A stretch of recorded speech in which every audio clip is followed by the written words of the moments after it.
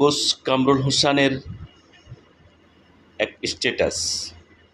এবারের বন্যায় শায়খ আহমদুল্লাহ সাহেব তার আস-সুন্নাহ ফাউন্ডেশনের মাধ্যমে যে মহাকর্মযজ্ঞ পালন করে যাচ্ছেন তার ছিটে ফোঁটাও দেশের মেইনস্ট্রিম মিডিয়াগুলোতে নাই।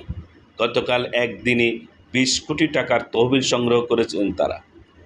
এটা স্রেফ একদিনের হিসাব, প্রতিদিন এই হিসাব বড় হতেই থাকবে। তাছাড়া ত্রাণ সামগ্রী দুর্যোগ ব্যবস্থাপনার ক্ষেত্রে আরও যে কতভাবে গোছানো সব উদ্যোগ নিচ্ছে আস-সুন্নাহ ফাউন্ডেশন, তা হিসাব করতে বসতে দিনের পর দিন পার হয়ে যাবে।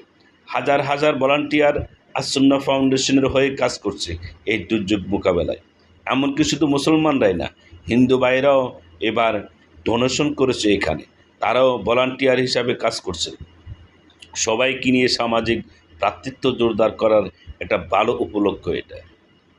অন্য অনেকের চেয়ে বহুগুণ বেশি কন্ট্রিবিউশন রাখার পরও আহমদুল্লাহ সাহেব এবং আস-সুন্নাহ ফাউন্ডেশন নিয়ে তেমন কাভারেজ নেই কেন?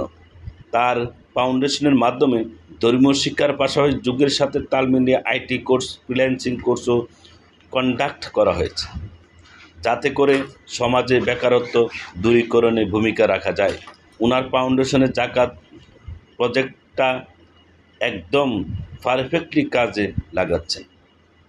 শাড়ি লুঙ্গি দিয়ে জাকাতের টাকাটা ব্যাপার নয়, বরং জাকাতের অর্থ দিয়ে অসচ্ছল পরিবারের ইনকামের রাস্তা তৈরি করে দিয়ে তাদেরকে স্বাবলম্বী করার ব্যাপারে কাজ করে যাচ্ছে। শায়খ আহমদুল্লাহ সাহেব, আপনাদের কাজগুলো হয়তো মিডিয়া পাড়ায় লোকজন চোখে দেখে না ঠিকমতো, কিংবা তারা দেখেইতেই চায় না আসলে, কিন্তু আপনার এই কাজগুলো যে দেশ ও সমাজের জন্য কতটা স্পষ্ট, ইনফ্যাক্টফুল, তা হয়তো চোখ কান খোলা মানুষগুলো জানা আছে, তারা ঠিকই উপলব্ধি করতে পারে। ধন্যবাদ জানাই আস-সুন্নাহ ফাউন্ডেশন, ধন্যবাদ জানাচ্ছি আহমদুল্লাহ সাহেবকে। আল্লাহ যেন আপনাকে উত্তম প্রতিদান দান করেন।